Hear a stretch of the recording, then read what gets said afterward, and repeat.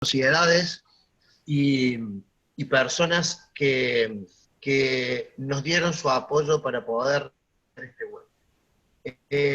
Para no demorar más, entonces, doctor Remy Porta, muchísimas gracias una vez más por su amabilidad y su tiempo para compartir su experiencia y el relato de estos casos y de esta tecnología que podemos aplicar hoy. Los dejo todo con el doctor Remy Porta. Gracias.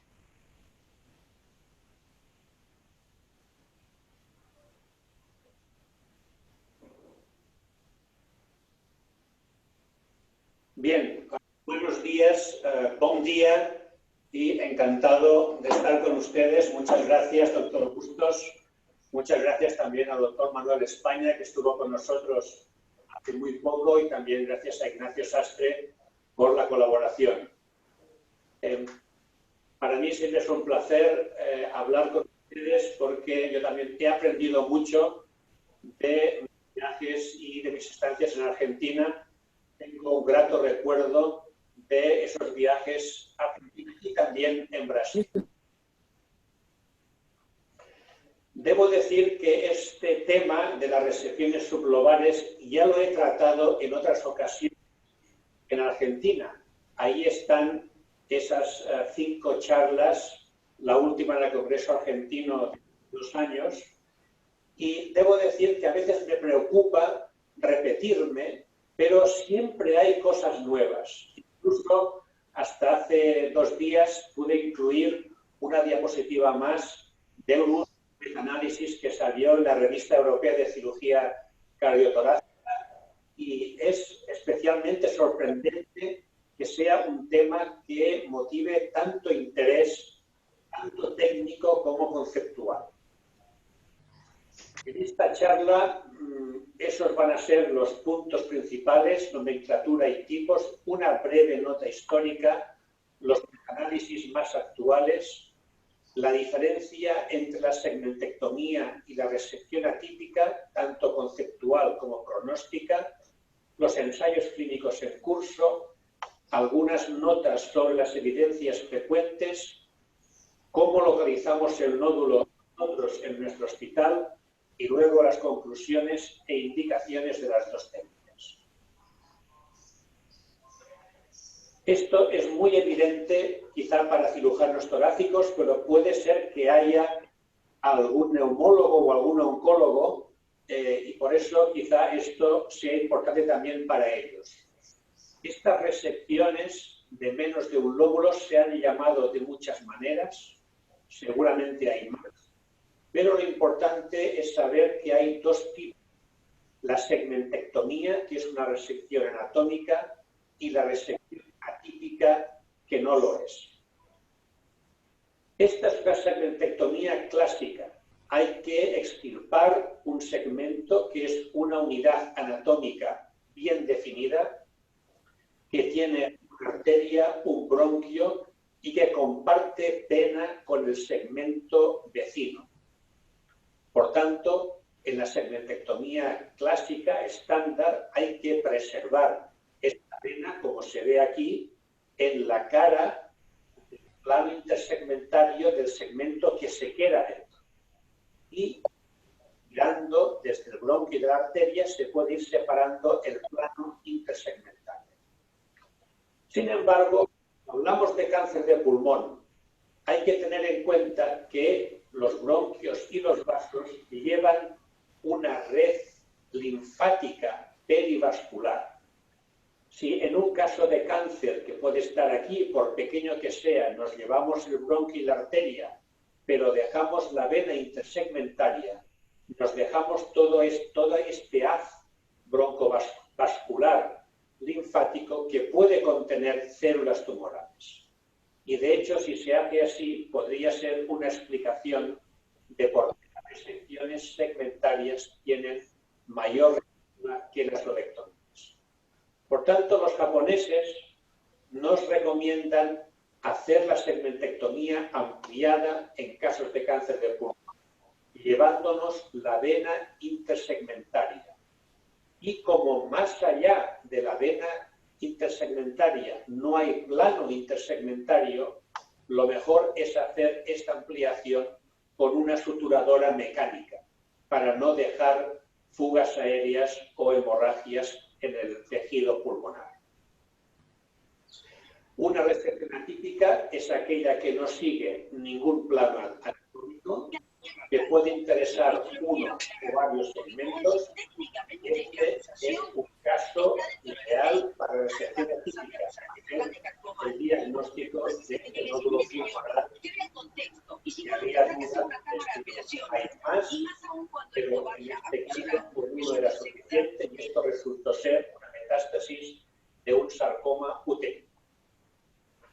La resección atípica se puede hacer por vía endoscópica, por toracoscopia y, por supuesto, luego veremos cómo se hace por vía robótica. Es una resección muy versátil, sirve para resecar el vértice pulmonar en los neumotoras, resecar bullas, hacer biopsias pulmonares, resecar metástasis y carcinomas pequeños, como en este caso.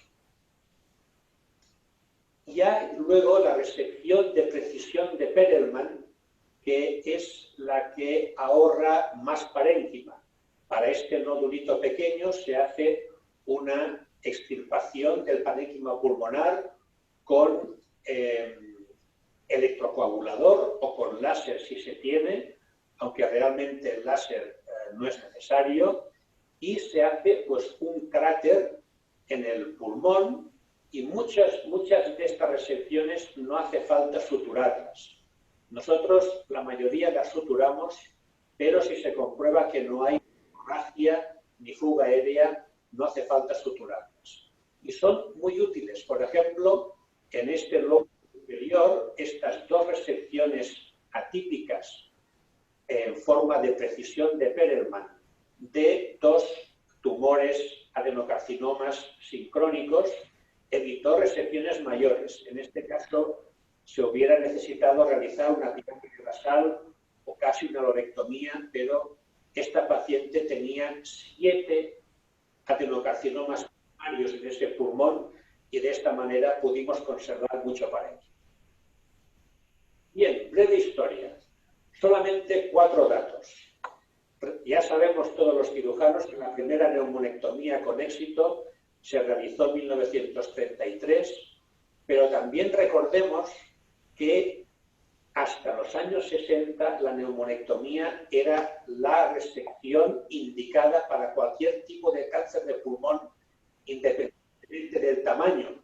Y de hecho, si se lee este trabajo de Keihan de 1960, cuando él analizó la lobectomía con linfadenectomía, dice en su artículo que la lobectomía era para casos en los que el paciente no pudiera soportar la neumonectomía. Es decir, no se consideraba una alternativa válida a la neumonectomía desde el punto de vista oncológico, solamente en aquellos casos en los que no se pudiera realizar por causa funcional la neumonectomía. Y pasaron 40 años, desde 1933 al 73, en que alguien publicó algo en segmentectomía por cáncer de pulmón. Jensen tenía mucha experiencia en segmentectomía para tuberculosis y fue, no sé si el primero, pues fue uno de los primeros cuya publicación tuvo un impacto importante en el cambio de actitud frente a la cirugía del cáncer de pulmón. Pero tuvieron que pasar 22 años para tener el primer ensayo clínico de comparación de lobectomía con resección limitada. Aquí resección limitada era tanto segmentectomía como resección atípica. Por tanto, el avance en el conocimiento es lento y estos 4 hitos históricos muestran la lentitud con la que se progresa en la ciencia. Y aquí simplemente resaltar que estos 2 primeros trabajos, este es el segundo de Jensen, que amplió su serie a más casos, y el primero de Norteamérica, que eran muy parecidos. En estadio 1 de aquella época, 55% de supervivencia a 5 años, a mí me parece que es algo escasa, pero hay que ver que la estadificación en esa época no era tan buena como la tenemos nosotros. Una recidiva local muy parecida y una mortalidad postoperatoria parecida también. Hay que comentar, aunque se haya comentado en muchísimos casos, el primer ensayo clínico en el que se vio que había una supervivencia similar en las dos técnicas, aunque había menos recidiva en las... Y aquí se ve en este estudio más pormenorizado de las recidivas, incluyendo los segundos primarios, las recidivas locorregionales y las causas de mortalidad, que la resección sublobar tenía una tasa de persona año superior, estadísticamente significativa, a la lobectomía, tanto en recidivas globales como en locorregionales. Y que la supervivencia, aunque era realmente peor, pero no llegó a la significación estadística. Y luego vinieron series clínicas de casos, hubo comparaciones con series históricas y vinieron los metaanálisis. Y este metaanálisis lo presento porque se hizo de casos de resección sublobar intencional. Es decir, no eran obligadas porque el paciente tuviera una mala función pulmonar. Y aquí se vio claramente que tanto la resección sublobar global, es decir, segmentectomía y atípicas, como la segmentectomía comparada con la lobectomía, tenían una supervivencia idéntica, semejante. No se decantaba el rombo hacia ningún lado. Y otro metaanálisis más reciente del año pasado, en pacientes en estadio 1 global y 1A en particular, se ve que la supervivencia global es mejor en la lobectomía para el estadio 1 considerado en su conjunto, pero que para el estadio 1A no hay diferencias significativas en supervivencia global. Y aquí está la morbilidad y la mortalidad que se decantan favorablemente hacia la segmentectomía. Es una técnica menor que tiene menos complicaciones. Y el mes pasado apareció este nuevo metaanálisis que incluye 28 estudios de pacientes con tumores en estadio 1, pero aquí diferenciaron el estadio 1 global, el 1A y el 1A de menos de 2 centímetros. Y miraron la supervivencia global, la libre de recidiva y la específica de cáncer. Y lo que se vio es que la segmentectomía es inferior a la lobectomía, excepto en los estadios 1A, cuyos tumores son inferiores a 2 centímetros. Aquí se ve este árbol gráfico en estadio 1, 1A menor de 2 centímetros, y tanto la supervivencia global como la libre de enfermedad como la específica de cáncer son similares en segmentectomía y en lobectomía. Bien, ya sabemos desde hace bastante tiempo que desde el punto de vista pronóstico la segmentectomía y la resección atípica no son iguales. Y este es un trabajo ya antiguo, yo creo que fue uno de los primeros en que dio la voz de alarma sobre la resección atípica.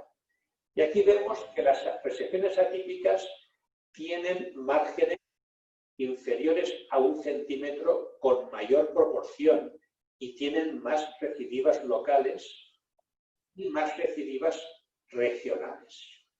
Por tanto, hay que tener esto en cuenta. Aquí no sé si ven ustedes las P's, pero todas son significativas.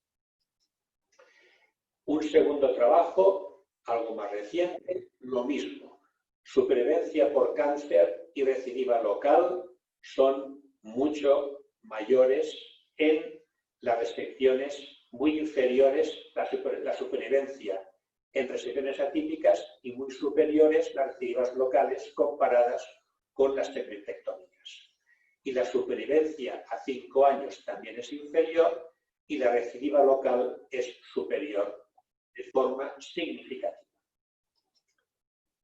Aquí vemos otra otro estudio de hace 5 años en el que se ve la gráfica de la lobectomía, la segmentectomía y la resección atípica. Todos los pacientes emparejados, ajustados, mirando un cierto número de variables, en el que se puede ver que la resección atípica tiene peor pronóstico que la segmentectomía, y esto mantenido ya a 10 años de seguimiento. Otro estudio se ve claramente que la resección atípica es, desde el punto de vista de la supervivencia, inferior a la segmentectomía en esta base de datos norteamericana. Y aquí también vemos que comparando estos análisis, comparando la segmentectomía y la resección atípica, tanto en supervivencia global como en supervivencia específica de cáncer, como en supervivencia libre de enfermedad, la segmentectomía es superior a la resección atípica. Pero hay algunas series que no siguen esta norma. Y aquí tenemos una comparación de resección atípica con segmentectomía, en el que se ve que la resección atípica tiene una serie de ventajas clínicamente importantes. También se vio que en la resección atípica, la resección atípica tenía menos valoración ganglionar intraoperatoria. En los casos de segmentectomía, en el 95% había habido algún tipo de exploración ganglionar, aunque esto realmente luego no repercutió en la supervivencia, puesto que la supervivencia a largo plazo era similar, y estas pequeñas diferencias que se ven aquí en mitad del periodo de estudio no son significativas. Pero tengamos en cuenta quién firma esto. Es Nasser Al-Torki, que viene de una institución muy acostumbrada al manejo de nódulos pulmonares pequeños, porque forman parte de un proyecto de screening del cáncer de pulmón. Y tienen mucha experiencia en estos casos, y además hacen una valoración intrapulmonar linfática buena. ¿Qué tenemos en curso hoy en día? Pues bien, antes de ver estos ensayos, pongo esta gráfica porque se ven las publicaciones de PubMed, como las publicaciones sobre resección sublobar van aumentando de forma exponencial. Es decir, se practican muchas resecciones sublobares sin que tengamos todavía los resultados finales de los ensayos clínicos en curso. ¿Cuáles son estos? Pues el primero es el norteamericano, que compara la lobectomía con la resección sublobar, segmentectomía o resección atípica en carcinomas periféricos de hasta 2 centímetros, comprobándose intraoperatoriamente que no tengan enfermedad ganglionar tibia. Pues bien, lo que sabemos de este estudio es el análisis de la morbimortalidad, porque el objetivo primario, que era el periodo libre de enfermedad, lo tendremos en el 2024. Pero Nasser Al-Torki presentó en Barcelona lo que se publicó ese mismo año, comparando pues un buen número de resecciones segmentarias con resecciones atípicas, que eran casi el 60%. Tuvieron una morbimortalidad similar, y la mortalidad, fíjense, que era muy baja, inferior al 1%. Y el 80% de los casos se había realizado con cirugía mínimamente invasiva. Por tanto, poca morbimortalidad, y hay que esperar los resultados definitivos todavía 4 años más. De los 2 ensayos japoneses, este está terminado, es decir, de un brazo, resección atípica para tumores que son GGOs, virus merilado, y que tienen como mucho un 25% de componente sólido. Este trabajo se hizo también en Barcelona hace 2 años, y se ve aquí cómo la gráfica de supervivencia se confunde con el margen superior de este recuadro, es decir, hay una supervivencia prácticamente del 100% realizando resección atípica para este tipo de tumores, es decir, hasta 2 centímetros, prácticamente vidrio esmerilado con menos del 25% de componente sólido.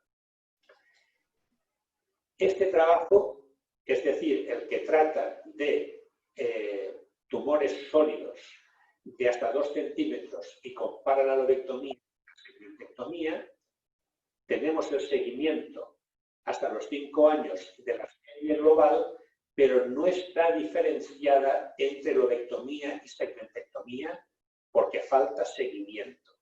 Y por tanto, los autores no han revelado, si es que lo saben, si hay diferencias entre estas dos técnicas quirúrgicas. Lo que sí sabemos, porque se ha realizado, es el análisis de la mortalidad. Y en esta serie de más de 1000 pacientes, en Japón no hubo mortalidad y hubo una morbilidad parecida en las dos técnicas. En las segmentectomías tuvieron más fugas aéreas postoperatorias, que fue un dato, digamos, diferencial con la lobectomía, pero se dieron en segmentectomías complejas, en esas en las que hay 2 planos intersegmentarios y en pacientes con tabaquismo, puesto que seguramente su parénquima pulmonar no era tan sano como en los no fumadores. Bien, pero hay que esperar a estos resultados, pero seguimos teniendo evidencias recientes de publicaciones. Y algunas de estas evidencias ya las he comentado en algunas charlas previas en Argentina y otras son nuevas. Y en primer lugar hay que tener en cuenta que en general, cuando se analizan bases de datos amplias, la resección sublobar se asocia a peor pronóstico. Aquí tenemos esta serie global del National Cancer Database de Estados Unidos, en la que se ve que la supervivencia de las sublobares es significativamente inferior a las de la lobectomía y además se mantienen. Se separan muy pronto y se mantienen hasta los 10 años. Y esto se mantiene también analizando la población de pacientes sin ganglios patológicos tras la resección. Y cuando se analizaron las resecciones sublobares en su conjunto, con y sin evaluación ganglionar, se vio que aquellas en las que no había evaluación ganglionar también tenían un peor pronóstico. Y uno se puede preguntar, bueno, quizás que la mala fama de las resecciones sublobares se debe a que no se exploran bien los ganglios, puesto que si no se sacan pueden quedar ganglios afectados que pasen inapercibidos, desapercibidos y que el paciente no pueda recibir tratamiento adyuvante. Por tanto, es un punto que luego comentaremos más ampliamente. Aquí otra gráfica comparando la sublobar, también significativamente inferior, y cuando se ve las recidivas, pues lo mismo. Las recidivas de la lobectomía son muy inferiores a las recidivas de la resección sublobar. Cuando se analizan grupos de pacientes concretos, la cosa puede cambiar. Y aquí, por ejemplo, se analizan los pacientes mayores de 75 años. Se ve que la supervivencia de la sublobar y la lobectomía son similares, tanto en la supervivencia global como en la supervivencia específica de cáncer. Aquí también se ve que la wedge, aquí ponen la wedge, aquí no se diferencia con la wedge. Por tanto, hay que tener en cuenta que en pacientes mayores de 75 años, si el tumor permite hacer una resección más conservadora, pues se puede realizar teniendo en cuenta esto. Ya también los autores apuntaron que hay factores adversos, como es el tumor mayor de 2 centímetros, y si hay N2 patológico, el pronóstico, por supuesto, empeora muchísimo. En otro contexto, recordemos al Torquay Nueva York, Screening, un grupo que tiene mucha experiencia en el manejo de estos nódulos, comparando las lobectomías, ependectomías y resecciones atípicas. Aquí no hay diferencias significativas a muy largo plazo de seguimiento, tanto si se estudian los pacientes con tumores de 3 centímetros o menos como los de 2 y menos. Por tanto, en este contexto de nódulo pulmonar identificado en screening, aunque sea sólido y no tenga componente en vidrio esmerilado, quizá una resección sublobar pues sea suficiente para este tipo de tumores. Luego, otro grupo de pacientes, aquellos que están comprometidos funcionalmente, que es la indicación principal de estas resecciones sublobales, o lo era al menos inicialmente. Pues bien, cuando se mira lo que sucede con los pacientes comprometidos comparados con los no comprometidos, resulta que la resección sublobar tiene peor supervivencia global comparada globalmente y que tanto la segmentectomía como la resección atípica también presentan supervivencias peores que la lobectomía. Sin embargo, estas diferencias no se encuentran cuando estas técnicas se realizan en pacientes no comprometidos funcionalmente, que viene un poco a decir lo mismo que el trabajo previo. ¿Qué sucede cuando hay enfermedad pulmonar intersticial? Cuando la hay, que es la raya azul, comparada con los pacientes que no presentan enfermedad intersticial, se ve que hay una diferencia importante en cuanto a la supervivencia. La gráfica, la línea verde, es aquellos casos en los que puede haber un patrón intersticial, pero que no es consistente con una neumonía intersticial usual. Y aquí se ve que en estos pacientes, cuando se compara la resección sublobar de forma global con la lobectomía, la supervivencia es parecida. Por tanto, quizá en estos pacientes con enfermedad pulmonar intersticial es prudente ser conservadores para no empeorar el pronóstico del paciente en estos casos. Hay que considerar el tipo de nódulo. Esto ya va siendo más conocido cada vez más. Un nódulo puro, en vidrio esmerilado puro, y un nódulo sólido.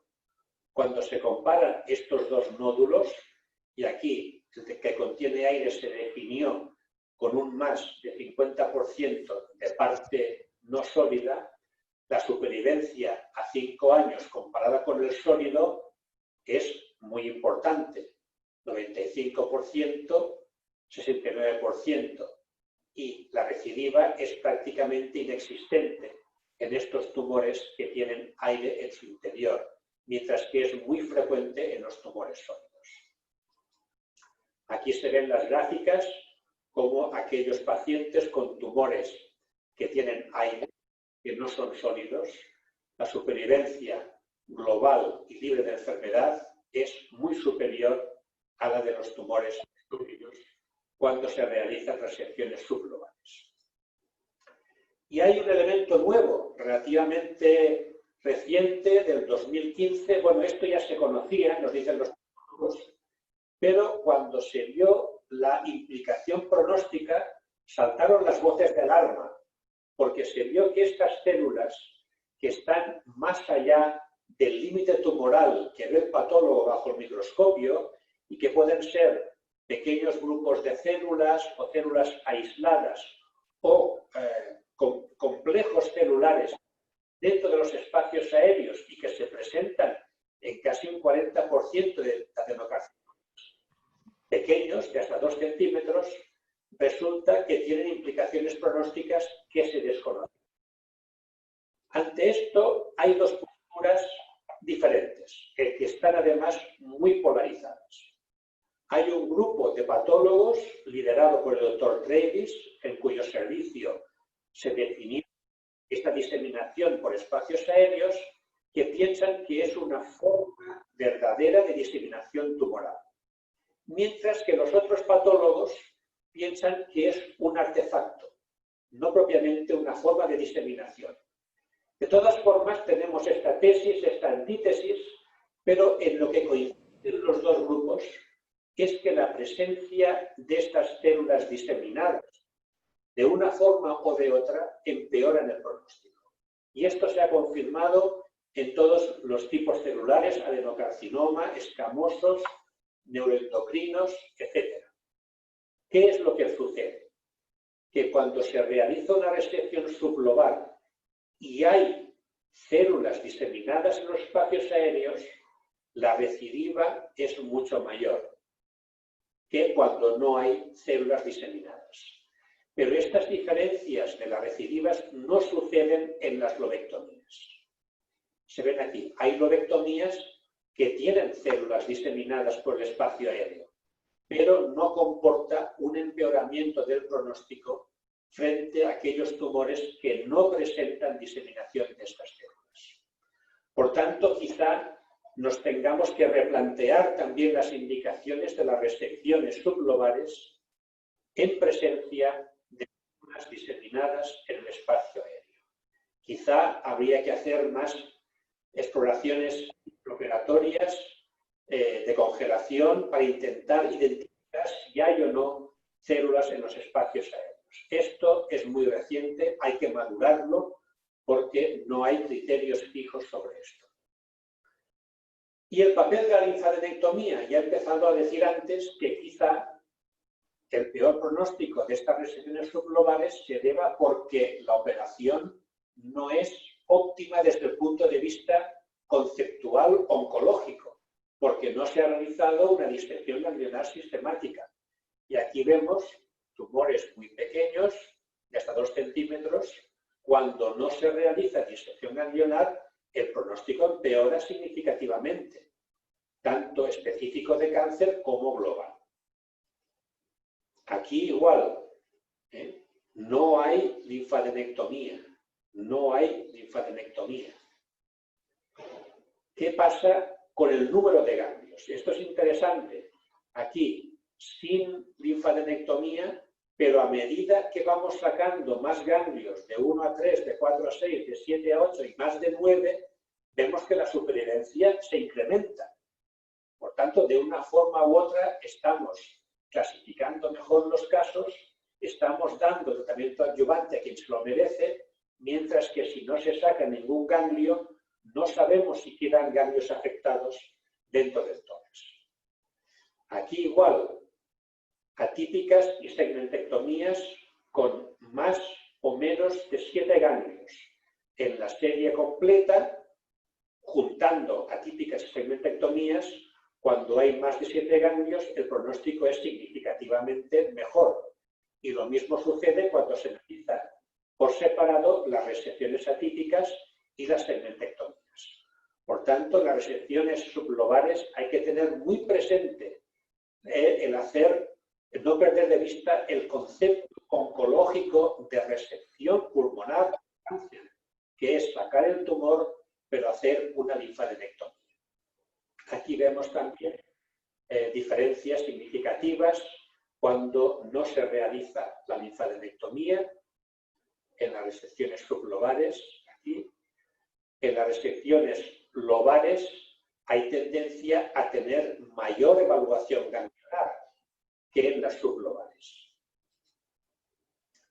Y aquí, cuando se extirpa un ganglio, hay diferencias significativas entre la lobectomía y la sublobar, pero cuando se sacan más de 9 ganglios, 9 o más, ya no hay diferencias significativas entre los dos tipos de resección. Por tanto, es importante la linfadenectomía. 2 diapositivas solamente para decir cómo nosotros localizamos el nódulo. Y tenemos 2 técnicas. Primera es la inyección de azul de metileno el mismo día de la intervención bajo control por TAC. Aquí tenemos el GGO, que acabó siendo un adenocarcinoma in situ, tratado con resección atípica. Y aquí se marcó y aquí se ve cómo queda algo de contraste en la pleura parietal y se ve una mancha azulada en el parénquima. Aquí hay que hacer una resección atípica amplia que hacer el diagnóstico intraoperatorio. Y otra forma que estamos haciendo recientemente es el marcaje con tecnecio. Precisa de realizarlo en la sala de TAC. Después del TAC, si se quiere confirmar si se ha pinchado bien, hay que llevarlo a la sala de medicina nuclear para que hagan una comprobación de que realmente el contraste radioactivo está en el nódulo. Luego, intraoperatoriamente, con una sonda de identificación de las radiaciones, se identifica el nódulo y no sé si ven aquí el contador de medición radioisotópica que marca más de 23.000. Era el punto de mayor indicación de radioactividad. Ahí se realizó una resección atípica y una vez extirpada la muestra se comprueba otra vez fuera del tórax que realmente ahí está el punto de máxima concentración de radiación. Y estos son los dos sistemas que tenemos a nuestra disposición. Bien, ¿qué podemos concluir de todo esto? Primeramente, a mí me da la impresión que se están haciendo más resecciones sublobales sin la suficiente base científica. Hay algunas que son obligatorias, pero otras que son electivas en paciente que puede tolerar una lobectomía y que se siguen haciendo. Solamente estos ensayos clínicos que he mencionado nos van a aportar más ciencia a este asunto. Nos van a decir si realmente la resección segmentaria es equivalente a la lobectomía en los tumores pequeños. Si se hacen, hay que valorar individualmente cada paciente, la indicación, el tipo de paciente, la edad, comorbilidad pulmonar, el aspecto radiográfico del tumor, tipo histológico, etc. Tenemos que tener en cuenta que la segmentectomía y la resección atípica son diferentes. Y yo creo que ya deberíamos dejar de hablar de resección sublobar y referirnos específicamente a la segmentectomía y a la resección atípica. Y por último, decir que este hallazgo nuevo que tiene implicaciones pronósticas, que es la diseminación tumoral por los espacios aéreos, nos puede hacer replantear la indicación de la resección sublobar o al menos si se hace, investigar intraoperatoriamente si existen células diseminadas. ¿Qué indicaciones? Yo creo que de todo lo que hemos dicho podemos decir con una certeza elevada que la resección atípica está indicada en los adenocarcinomas in situ y mínimamente invasivos, puesto que estos tumores no recidivan localmente ni se diseminan. Y también en los tumores sólidos de hasta 2 centímetros, semisólidos, que tienen menos del 25% de componente sólido.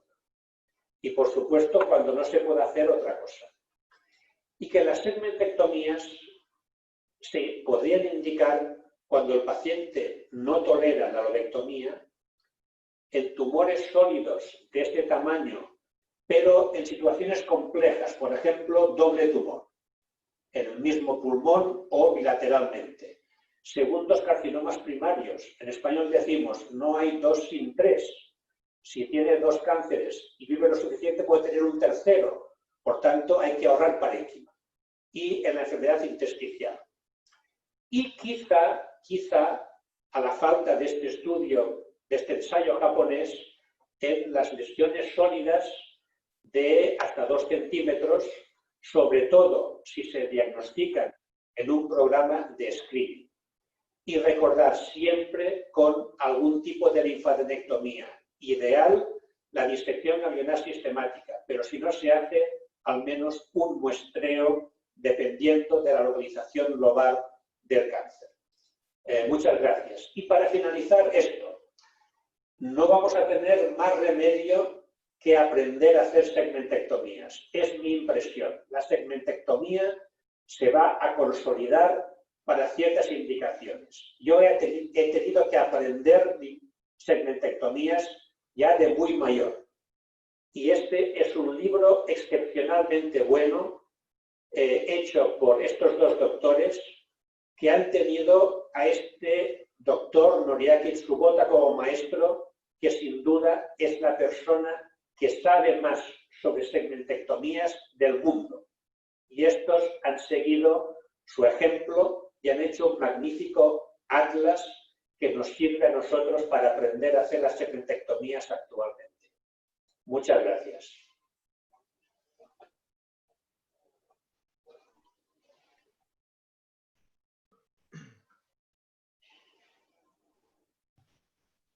Gracias, doctor Rami Porta, excelente su presentación. Por favor, si alguien tiene alguna pregunta, tenemos 5 a 10 minutitos antes de la próxima charla.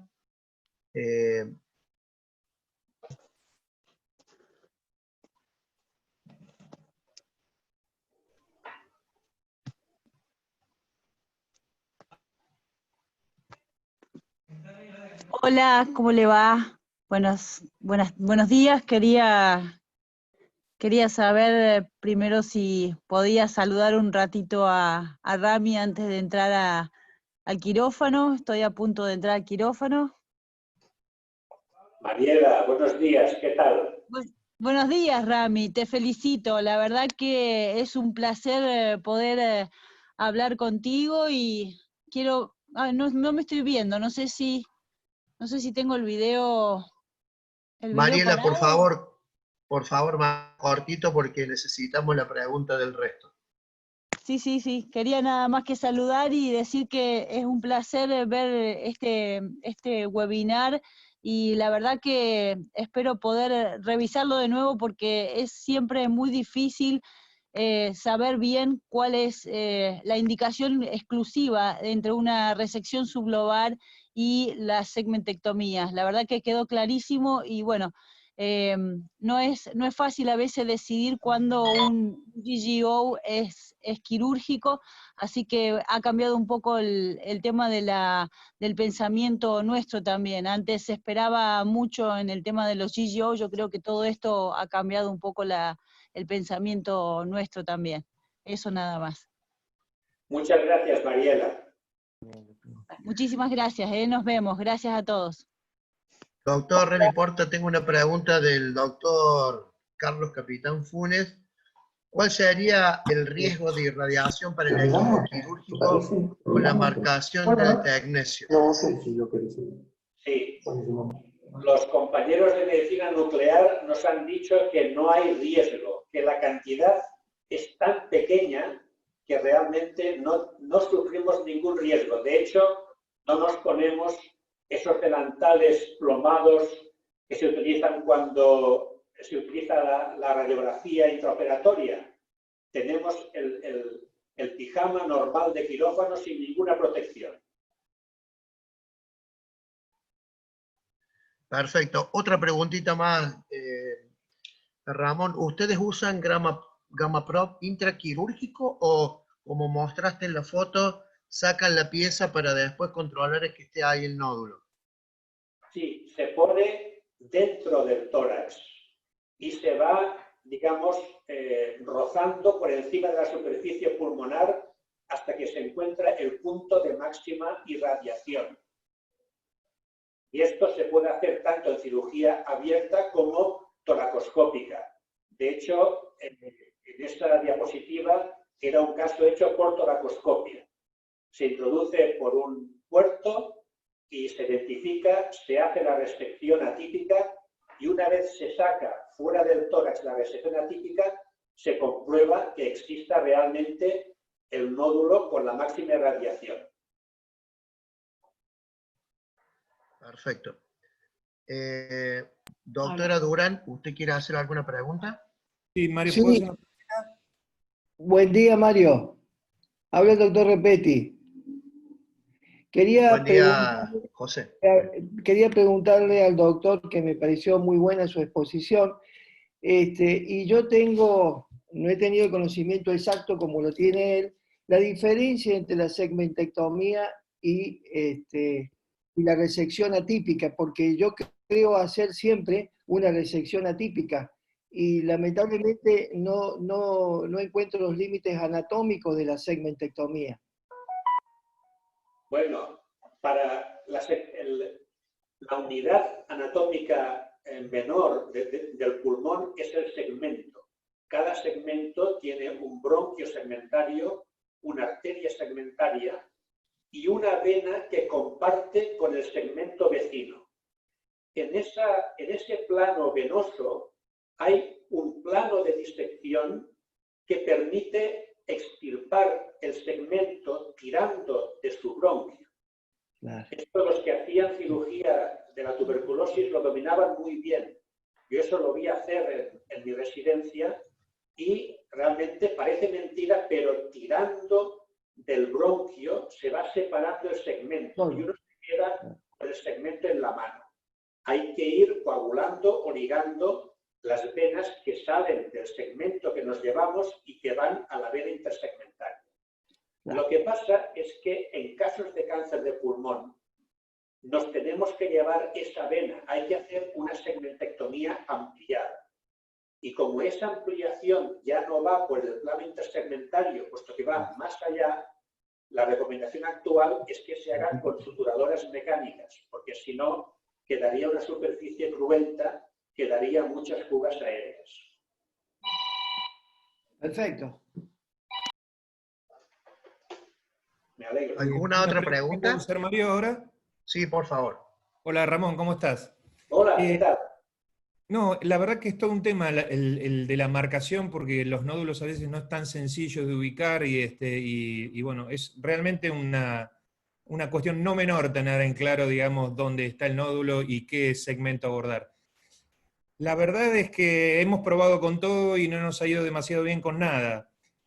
La pregunta puntual es si es mucho más complejo y si vale la pena la marcación con tecnecio con respecto a la que haces con azul de metileno o con otra sustancia, o arponando, o lo que se pueda llegar a hacer. Mi opinión, bueno, nosotros estos casos no tenemos una experiencia de cientos de casos. Normalmente nosotros intentamos palpar el nódulo con el dedo. Es decir, metemos el dedo por el agujero, nos aproximamos el parénquima pulmonar lo que podemos con una corunda para poderlo palpar y si lo palpamos, para nosotros eso ya es suficiente, sabemos dónde está y hacemos la resección atípica. Pero es cierto que estos tumores en vidrio esmerilado a veces es incluso difícil palparlos. En mi opinión, comparando estas dos técnicas y los pocos casos que hemos hecho, el azul de metileno es tan bueno como el tecnecio. Lo que pasa es que los compañeros de medicina nuclear nos ofrecieron la posibilidad de hacer pruebas con el tecnecio y por eso lo hemos hecho. Y la verdad es que los casos que hemos hecho han ido bien. En uno, tengo que decir, se diseminó un poco el material radioactivo y no fue tan clara la ubicación nodular, pero con paciencia se vio el punto de máxima radiación, se resecó y coincidió con el nódulo pulmonar.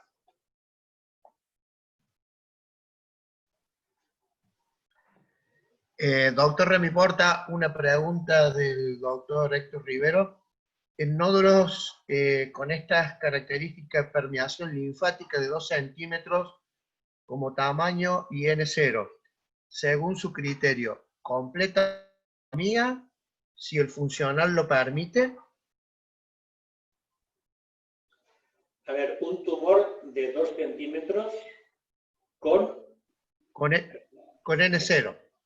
N0 con permeación linfática. Sí, señor. Bueno, la permeación linfática normalmente suele saberse con el estudio definitivo de la pieza. Entonces, realmente, habría que hablar con el paciente, decirle que tiene un factor de riesgo histológico, puesto que hay invasión linfovascular, y yo le propondría la totalización de la lobectomía. si el paciente la puede soportar. Si no se hace la totalización de la lobectomía, hay que seguir a este paciente con más frecuencia y ante el mínimo signo de condensación en la zona de resección, pues poder hacer algo más. Si se permite la lobectomía, y si no, intentar diagnosticarlo con punción y hacer radioterapia sobre la zona. Y la última preguntita, doctor. Ustedes siempre, del doctor Leonardo Lescano, si las resecciones son lugares, ¿ustedes las hacen siempre con sutura mecánica o con algún tipo de energía? La resección del parénquima la hacemos con suturadora mecánica. Los instrumentos de energía los utilizamos para disecar, para abrir la cisura, por ejemplo, pero para separar el parénquima de un segmento a otro utilizamos la máquina grapadora, la suturadora mecánica. ¿Alguna otra pregunta? Así continuamos con la otra charla de nuestro querido amigo Daniel Bonomi, de Brasil. Hola Mario, no sé si se me escucha. Habla Carlos Rombolá. Yo quisiera hacer un comentario. No sé si es posible. Sí, por favor, el último. Bueno, en primer lugar, un placer escucharlo a Rami. Yo estuve usando los tres métodos distintos para localización de nódulos pequeños y recientemente empezamos a usar la técnica de roll con tecnesio y creo que es muy útil, haciendo un poco, respondiendo a lo que decía José, a lo que preguntaba José. Y creo que es muy útil, primero porque sirve para nódulos que no son superficiales. El asunto de metileno, sobre todo, sirve para los superficiales, porque cuando están profundos no puedes verlos. En cambio, con el tecnesio, una vez que tú vas cortando con la línea de sutura, vas midiendo la radiación en la línea de sutura que se queda y vas viendo que te vas alejando de la radiación a medida que sigues avanzando la línea. Por lo tanto, no sé si me explico, pero sirve para tumores, para nódulos más profundos que el azul de metileno, es mi parecer. Y además, para los profundos, que es el principal problema, porque los superficiales puedes localizarlos con cualquier método. Pero para los profundos, podrías usar el arpón. El arpón yo creo que tiene algunas desventajas, pero entre ellas es más caro que el tecnesio. O sea que es una técnica, la técnica de roll con tecnesio, que es económica y creo que sirve tanto para nódulos superficiales como profundos. No sé si Rami está de acuerdo. Sí, te agradezco el comentario, sobre todo indicando nódulos profundos, porque nosotros tenemos poca experiencia y realmente tu comentario ha completado muy bien lo que he dicho yo sobre la localización del nódulo.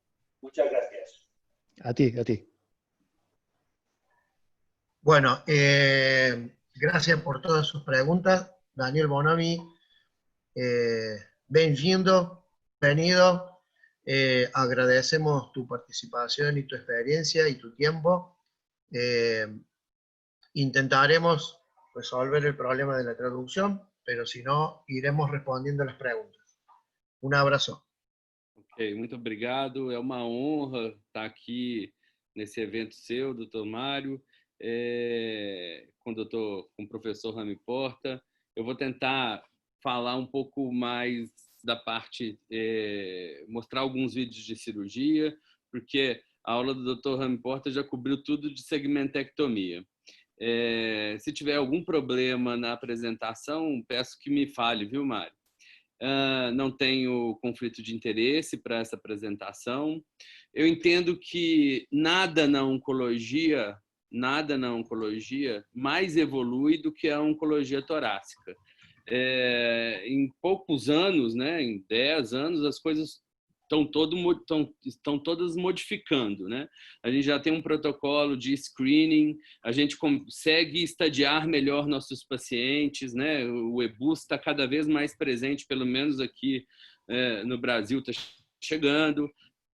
a cirurgia robótica vai melhorando, as técnicas cirúrgicas vão melhorando e a robótica ela entra e tem um panorama importante nesse quesito. A radioterapia também vai melhorando, as drogas, né, a presença de TKI, né, os tirosinoquinases, a imunoterapia, vai tudo melhorando. Os nossos conceitos anatômicos, há 15 anos, quando eu formei, eu precisava de saber só o pulmão direito tinha 3 lobos e que o pulmão esquerdo tinha 2 lobos, né? E, hoje em dia, não tem mais jeito do cirurgião de tórax não ter a visão anatômica de todo o pulmão e saber a segmentação de todo o pulmão e corresponder a essa segmentação com a radiologia torácica.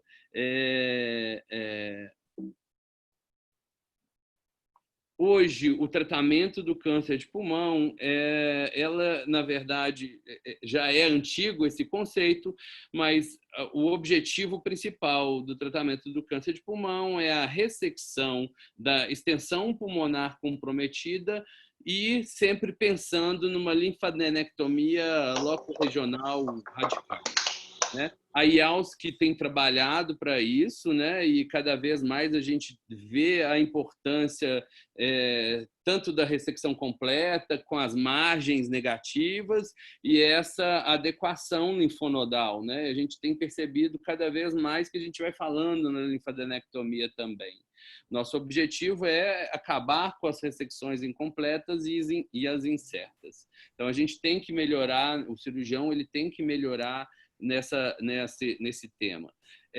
Em relação às cirurgias, a gente tem, para câncer de pulmão, são esses aí, ó, pneumectomia, bilobectomia, lobectomia, sleeve resection, né, que é a ressecção em manga para poupar parênquima pulmonar, a ressecção anatômica e não anatômica, a segmentectomia anatômica e não anatômica, que sim, aí sim são as ressecções sublobares ou poupadoras de pulmão.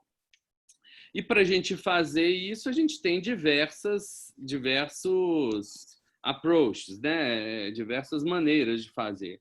A toracotomia e as cirurgias minimamente invasivas que têm entrado em voga aí na nossa vida, na vida do cirurgião de tórax e tem beneficiado muito nossos pacientes. Das cirurgias minimamente invasivas, a vídeo é disparada mais frequente no mundo inteiro, né? Mas a robótica ela tem chegado com alguns benefícios e eu quero tentar mostrar alguns deles aqui para vocês. Entre eles, a questão da imagem tridimensional, a questão dos 7 graus de liberdade na dissecção, ou seja, o cirurgião ele consegue mexer a pinça com 7 graus de liberdade, isso permite movimentos muito mais orquestrados, o robô tira o filtro do tremor do cirurgião, o cirurgião consegue controlar a câmera, a custas aí de 4 ou 5 incisões, eu sei, né? A cirurgia de vídeo tem menos incisão, talvez, mas talvez esse não seja o grande ponto de importância. O que é mais importante seria oferecer uma cirurgia radical com uma linfadenectomia também radical. Então, do ponto de vista de aspecto histórico, o professor Rami Porter já comentou isso muito bem, né? A gente passou aí no tratamento do câncer de pulmão, né? No começo do século passado, para sem indicação de cirurgia nenhuma, passamos pela pneumonectomia, definimos em 1995, com o trabalho de Ginsberg, que a lobectomia ela deveria ser empregada na maior parte dos pacientes com câncer de pulmão, e a gente deixaria, e a segmentectomia já é antiga, né? A ressecção sublobar já é antiga, mas a gente deixaria ela de lado, porque esse trabalho randomizado de Ginsberg foi marcador de que a gente deveria fazer lobectomias, né?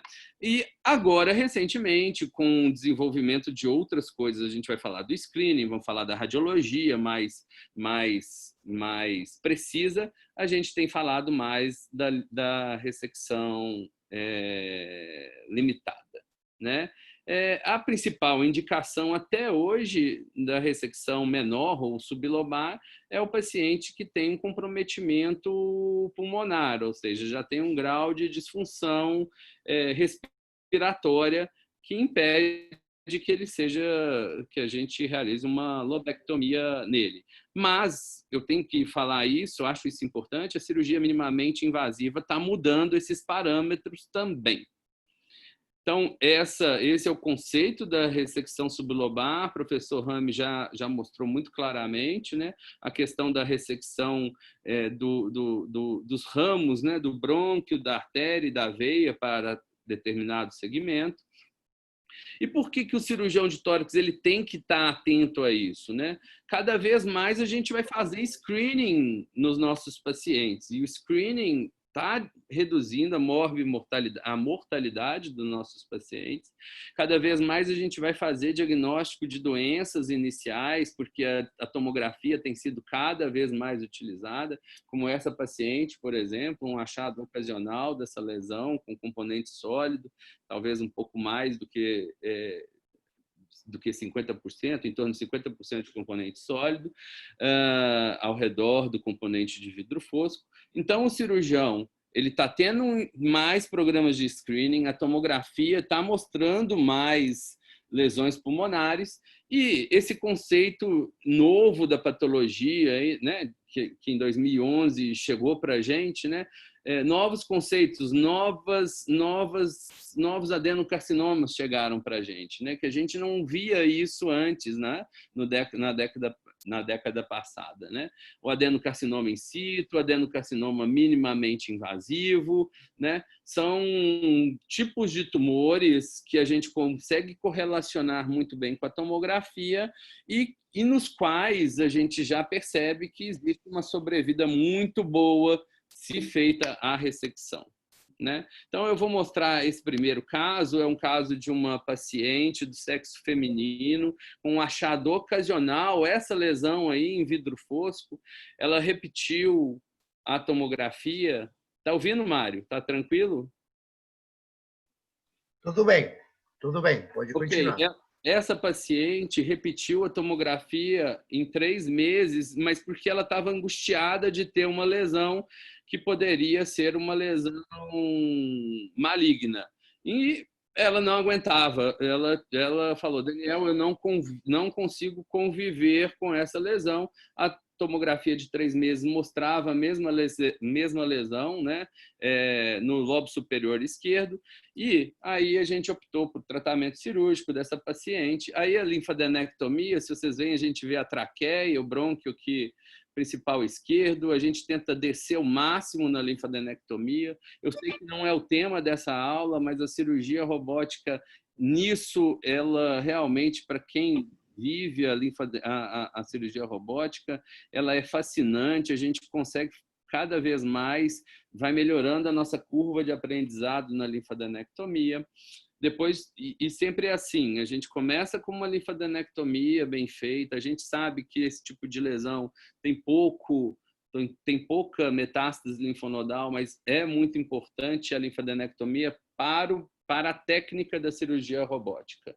E a gente segue depois da linfadenectomia, e a gente pegou o ramo que vai para o segmento posterior do lobo superior esquerdo, aí a dissecção da veia, poupando a veia que vai para a língula. Notem como a dissecção é muito isenta de sangue e é toda muito de visual. A gente começa a mexer muito com visual, então a gente consegue sentir a tensão do tecido não mais com o tato, mas com a visão, com a tração. E sempre a gente tenta aproximar muito o campo, aí, como nesse caso, aí a gente está procurando o fim da veia, você vai ver que ela vai aparecer mais aqui na frente, vou passamos a veia, tratamos a veia, alargando, né? Você vê que a possibilidade da gente usar a pinça e angular, ela facilita e traz menos tensão aos tecidos pulmonares. Tratamos com grampeador. A gente ainda não tem disponível com muita liberdade o grampeador do sistema robótico, é um grampeador ainda um pouco mais caro. Aí depois que a gente trata as veias do segmento posterior do lobo superior esquerdo, a gente trata as veias não, as artérias, me desculpem, a artéria anterior, aí sendo abordada.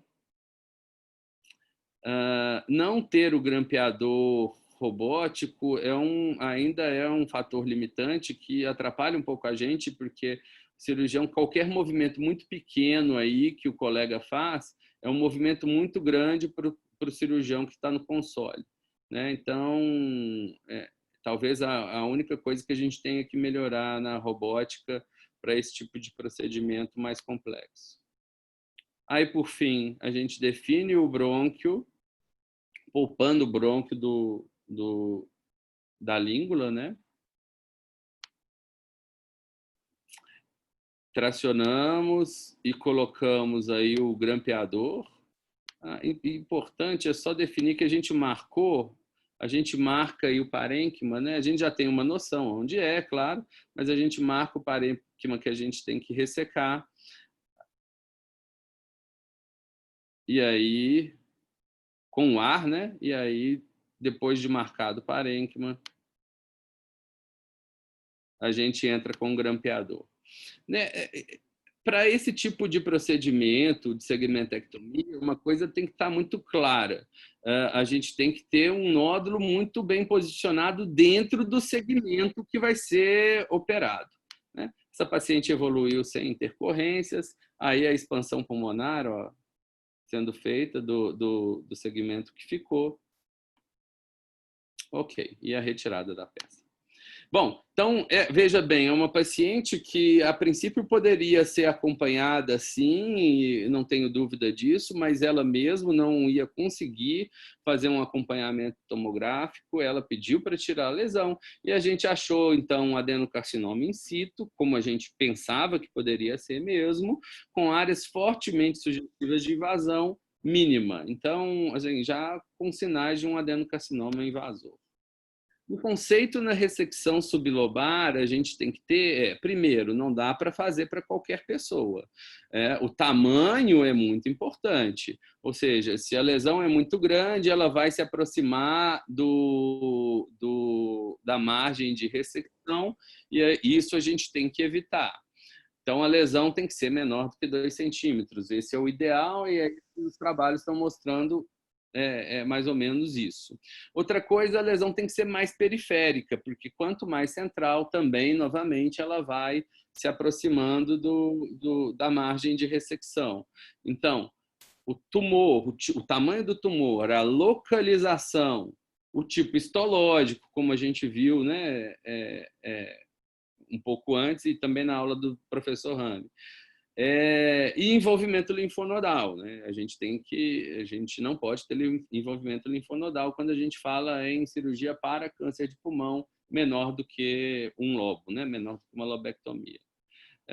Em particular, o tamanho do tumor e a localização são muito relacionadas à questão da margem cirúrgica, que a gente discutiu aí e viu que realmente às vezes difícil a gente definir margem, né? Então, o professor Rami já falou sobre esse trabalho, né? O trabalho japonês, um trabalho de não inferioridade. Então, parece que a lobectomia não é inferior, a segmentectomia ela não é inferior, mas em casos... e define aqui um outro conceito, que é um conceito novo, é o conceito da segmentectomia simples e da segmentectomia complexa, muito por conta da cissura, ou seja, da linha de parênquima que tem que ser ressecado. Então, teoricamente, uma segmentectomia simples, a gente só tem que fazer um plano anatômico de ressecção da cissura, né, com os outros segmentos. E a segmentectomia mais complexa, ela é um pouco mais difícil de ser realizada e a gente precisa de ter mais do que um plano anatômico de ressecção da cissura, né? esse trabalho ele não mostrou inferioridade, mas que existe maior chance de air leak, né, que é escape aéreo no pós-operatório dos pacientes com segmentectomia, né, e continue em andamento o trabalho. Para isso, eu vou mostrar esse outro caso, que é uma segmentectomia simples também. E aqui eu vou mostrar também outras formas de definição do parênquima que deve ser ressecado, né? Uma lesão pequena na língula, a gente já fez a linfadenectomia, eu passei essa parte, né? Mas você já vê aí a dissecção dos vasos das artérias que vão para a língula, né? Essa operação a gente já fez há um ano e 2 anos atrás, então era no começo da minha curva de aprendizado ainda na robótica. Eu gosto disso da robótica, a possibilidade de você modificar e posicionar a pinça da forma que você acha melhor, sem tracionar tecido. Eu sempre tive muito receio nas trações de tecidos da cirurgia por vídeo, né? Aí aí entra com o grampeador tratando as artérias para a língula, ok? Aí a dissecção da veia para a língula. A gente tem sempre essa gazinha no campo, evidentemente ajuda na exposição e o mínimo possível a gente, olha aqui, é um sector, o mínimo possível a gente tenta usar grasp, né, agarrar o parênquima pulmonar. A gente sempre tenta empurrar o parênquima pulmonar, tratando aí a língula e entrando com o grampeador. Você vê que o grampeador ele pode entrar por frente, ele pode entrar por trás. Nesse caso, ele entrou por trás aí no local onde estava o quarto braço do robô.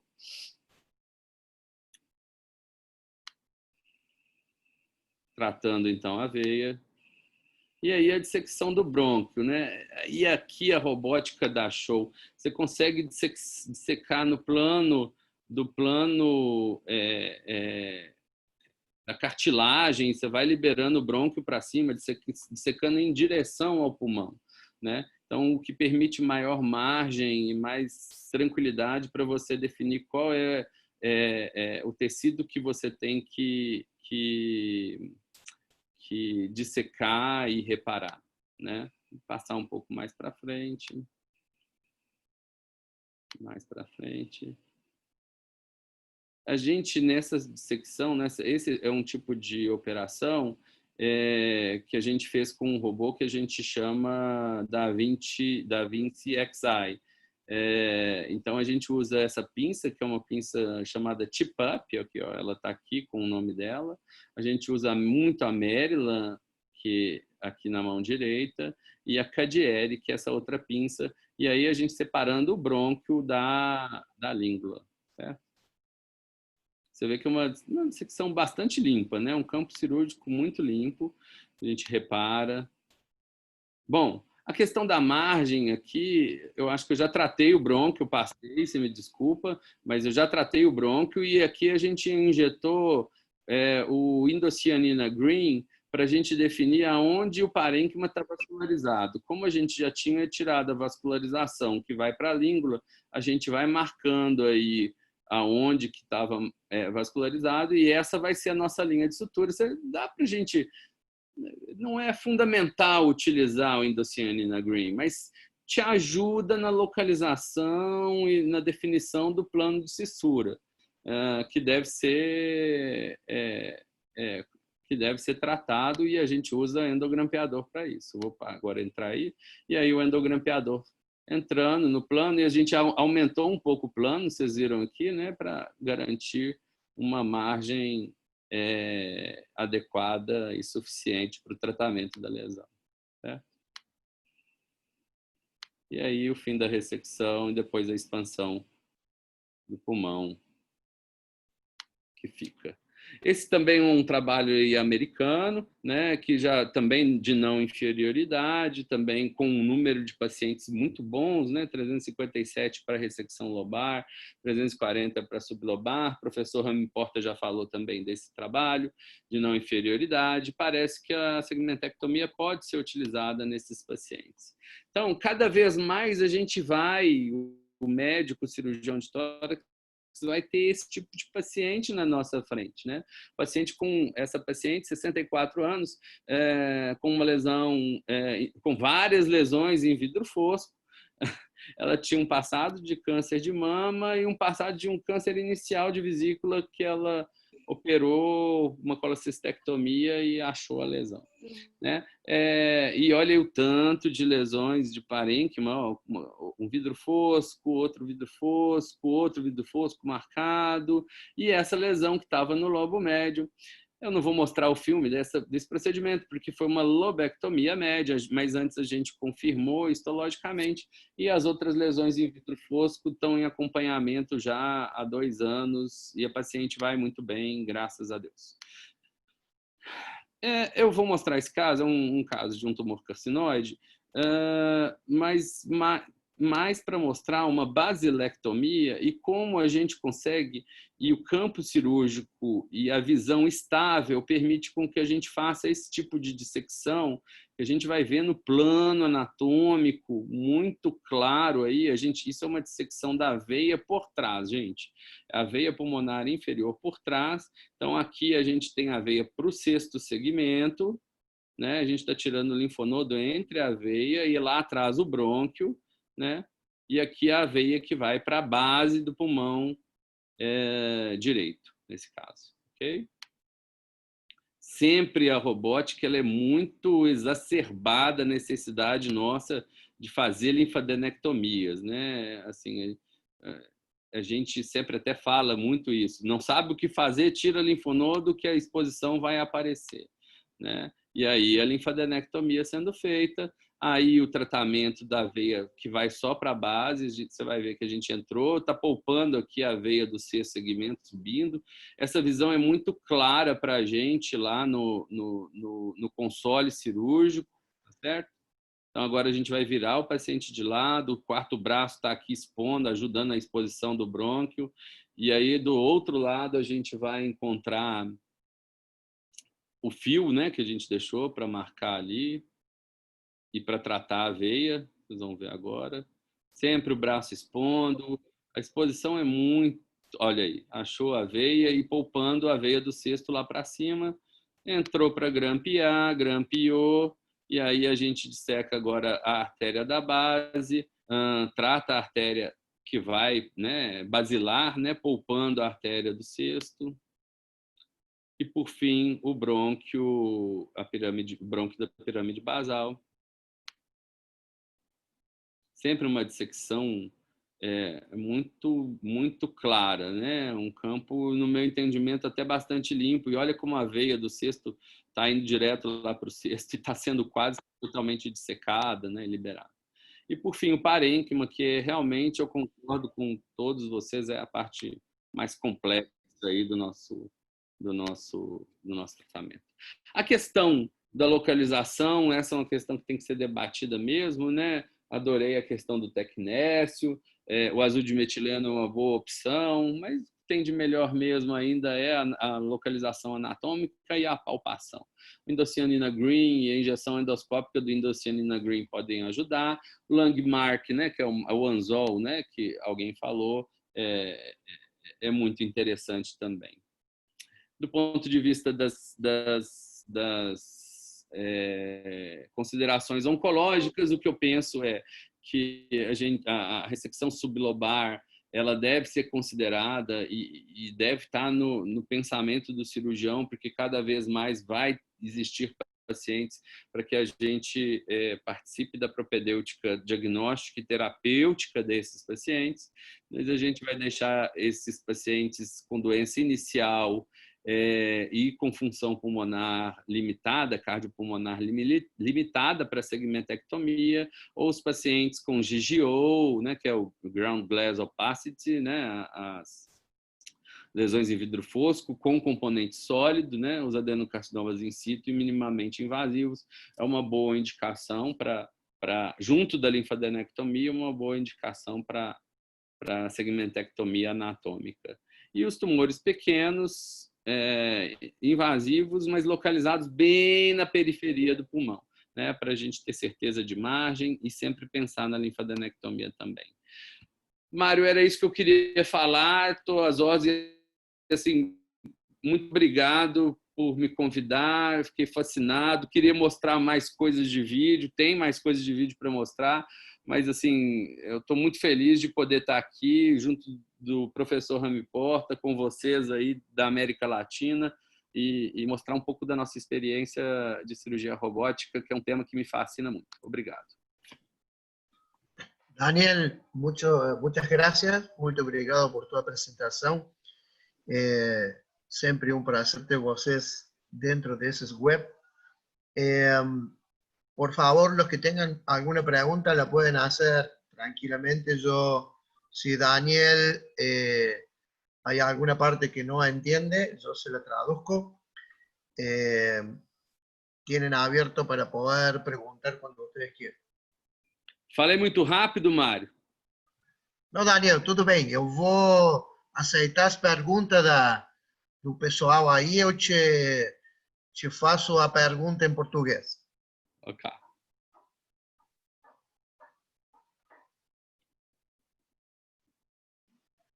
Alguma pergunta para Daniel Bonomi?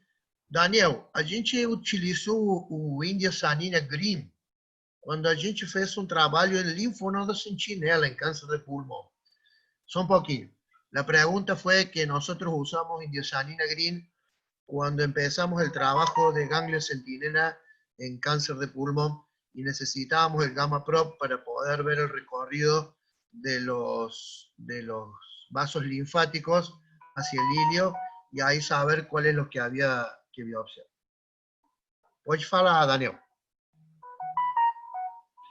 A questão do linfonodo, o Indocyanina Green, ele pode ser utilizado no sistema de cirurgia robótica. Ele precisa a gente trocar a tela dele para ele fazer a gente avaliar a fluorescência dele, né? Então, tem que ter um sistema compatível para usar o Indocyanina Green. Mas ele é mais para ou marcar a lesão, se a gente consegue injetar na lesão por broncoscopia ou guiada por tomografia, uma quantidade mínima de Indocyanina Green, e que vai permitir, então, no perioperatório, a gente identificar a lesão, ou para ajudar no plano de cissura mesmo, no plano onde a gente vai definir a margem que deve ser tratada com um endogrampeador, né? É uma técnica interessante, mas não é fundamental. A gente tem outras técnicas interessantes também. Nunca utilizei ela como linfonodo sentinela, porque a questão do linfonodo sentinela, eu lembro que você estudava muito isso, passou despercebido no pulmão, né? Ficou muito bom para a mama, mas para o pulmão não tanto, né? Mas uma coisa que eu acho que aí a robótica traz de benefício é a questão do manuseio de linfonodos, né? Um manuseio muito preciso. A gente tenta tirar os linfonodos com linfonodos mais inteiros, né? Eu gosto muito da robótica por isso também. Perfecto, Daniel. Muito obrigado. ¿Alguien tiene alguna pregunta más para el doctor Rami Porta o para Daniel Bonomi? Como para ir cerrando. Daniel Bonomi, quisiera preguntarle cómo identifica él las lesiones, si utiliza el tecnesio o no. A gente pode usar um marcador, a gente usa o marcador, o Langmark, muitas das vezes. Algumas vezes a gente, claro que na maior parte das vezes, se a gente consegue identificar com a mão, ótimo, com a palpação, ótimo, mas o Langmark é uma boa possibilidade de identificação. Outra coisa que a gente tem é que conversar muito com o nosso patologista. Esse patologista ele vai ter que cortar mais parênquima pulmonar para avaliar esse pulmão. Então, quando a gente tem esses casos, a gente já discute com o patologista, já marca, às vezes, quando a gente não consegue marcar com Langmark antes da cirurgia, a gente já marca uma reunião com o patologista para ele entender qual é o tipo de cirurgia que a gente vai fazer, e eu tento marcar a região onde está a lesão para ele avaliar. ¿Pero es un marcador que se ve en la visión directa o bajo visión radioscópica, Doc? Marcador, Daniel, é baixo a visão direta ou tu tem algum aparelho para identificar ele? Palpação? Me pergunta de novo, Mário. A marcação, você faz e aí olha baixo visão direta ou tem algum outro método para olhar o meio de contraste? Direta, visão direta do indocianina green que você fala? No, Eso. el marcador que había mencionado recién, en el nombre en inglés. O marcador que tu usou recente. Ah, Langmark, é o anzol que vocês falam, o arpão, El arpón, isso. O coil, isso. Okay. Ok, gracias. La última pregunta. La última pregunta, Mario. Quisiera saber si el doctor hace todas sistemáticamente las punciones histológicas o hay casos en que directamente realiza la resección subglobal. Ok. A questão da punção nesse tipo de lesão em vidro fosco, com componente sólido, é o que eu acho que o que vale muito é o acompanhamento da lesão com tomografias seriadas, né? Então, a gente repete as tomografias e persiste a lesão. A nossa correlação anátomo-clínica é muito boa, mas cada vez mais, quando a gente tem disponível, a gente tenta puncionar para entrar com um diagnóstico, sim. Mas se a nossa e aí a ideia do paciente, o desejo do paciente é muito importante. Se vier negativo, muito possivelmente a gente vai abordar também, porque muitos desses doentes ficam muito ansiosos.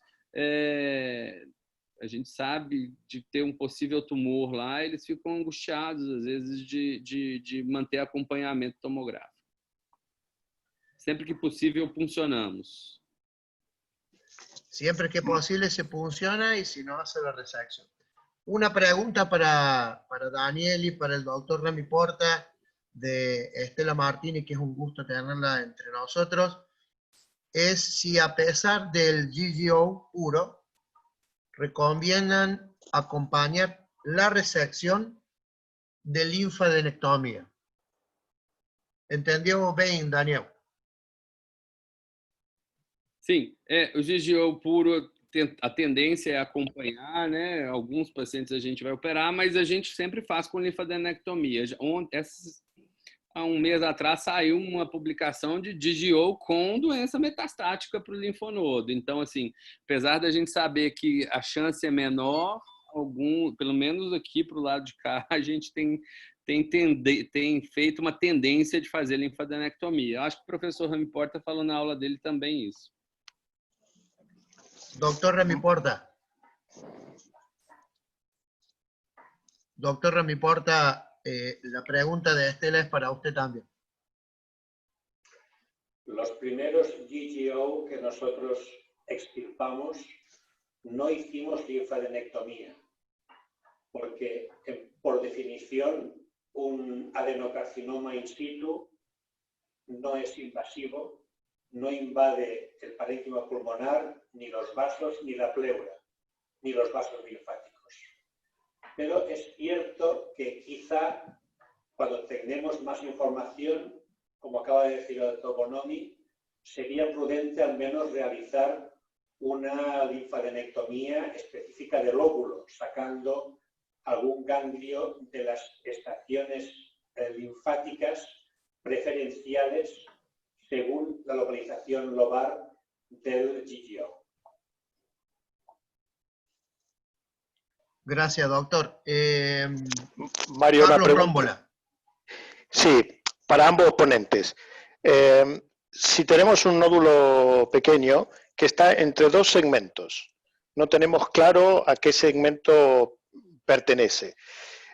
¿Consideran que podría ser correcto quitar un segmento ampliando la resección o obligatoriamente debo quitar los dos segmentos?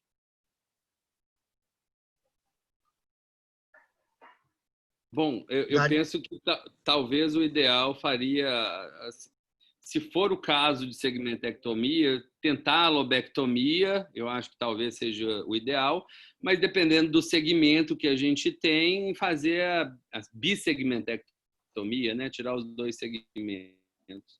Aquele livro que o professor Rami Porta compartilhou no final, ele mostra segmentectomia do segmento anterior da base. É umas segmentectomias que eu, pessoalmente, ainda não tenho esse grau de maturidade para fazer, mas é muito interessante aquele livro, que ele mostra uma anatomia que muitos de nós, cirurgiões de tórax, conhecem pouco, né? Mas eu tenderia a fazer lobectomia, ou ampliar para dois segmentos e não só aumentar a margem. Doctor Rami Porta. En este caso, si es estrictamente necesario hacer segmentectomía, yo haría la bisegmentectomía. Pero también estoy de acuerdo en que si el paciente puede tolerar una lobectomía, la lobectomía en este caso sería una mejor opción. Gracias. Mário Guenther, un gusto tenerte. Bem-vindo na reunião, pode falar. Hola, ¿todo bien? Un gusto estar acá con Rami Porta, con todos ustedes, con mi amigo Bonomi.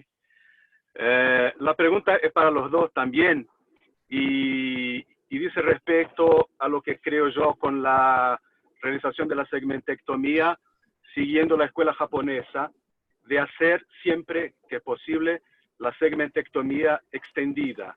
Los resultados de los primeros trabajos al inicio del siglo nos muestran resultados comparativamente mejores cuando se hace la segmentectomía extendida. Entonces es una pregunta, si tienen preferencia por ese tipo de segmentectomía. Y la otra pregunta es, todo el tipo de segmentectomía se puede hacer, cualquier segmento se puede resecar. Pero también a lo largo de los años se fue demostrando que ni todos los segmentos deben ser resecados de manera segmentaria, porque oncológicamente no les va bien. Entonces quedaría reservado solamente para algunos segmentos la resección oncológica. Cuando se hace esa subestratificación, se muestra que algunos segmentos, como el segmento 6, el segmento, la culminectomía, la lingulectomía, el segmento apical, son buenos, pero los otros segmentos de manera aislada no tienen buen resultado oncológico. Quería saber qué piensan ustedes. Obrigado, professor Mário. Uma honra você estar aqui. Você sabe o quanto que eu gosto de você. Mário é dos que eu pergunto todos os meus casos. Ligo para ele para perguntar o que eu faço, doutor Mário. Essa questão da segmentectomia, eu penso que o cirurgião ele tem que operar bem, operar sabendo o que está fazendo. Não adianta ele tentar fazer uma coisa de altíssima complexidade com resultados também indefinidos. Então, assim, por exemplo, para que eu vou fazer a ressecção do segmento basal anterior, que não é da minha rotina e da minha habilidade cirúrgica para isso, e com resultados assim, né, não tão certos. A segmentectomia, como eu estava falando com o professor Rami Porta, que eu lembro da aula dele, que ele fala lies, big lies and meta-análises. É difícil de falar de segmentectomia, né? Existem dificuldades na indicação do procedimento. Mas a tendência minha, você viu, nos segmentos fáceis, que eu acho que abordo com facilidade, é estender a ressecção, professor Mário.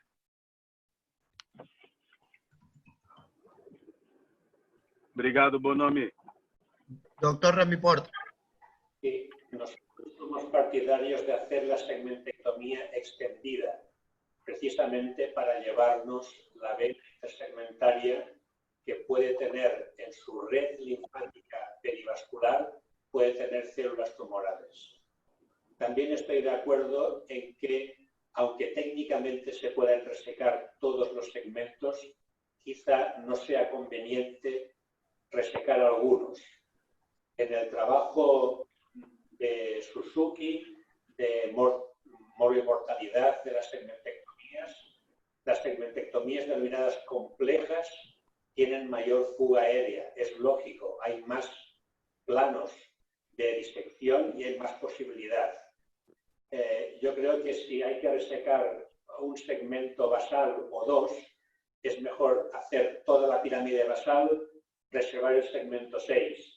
Si está en el 6, sacar el 6, como ha dicho el doctor Bonomi. Yo estoy totalmente de acuerdo en que hay que procurar hacer una resección oncológicamente útil y exenta en lo posible de complicaciones postoperatorias. Gracias, profesor. Encantado. ¿Una pregunta más?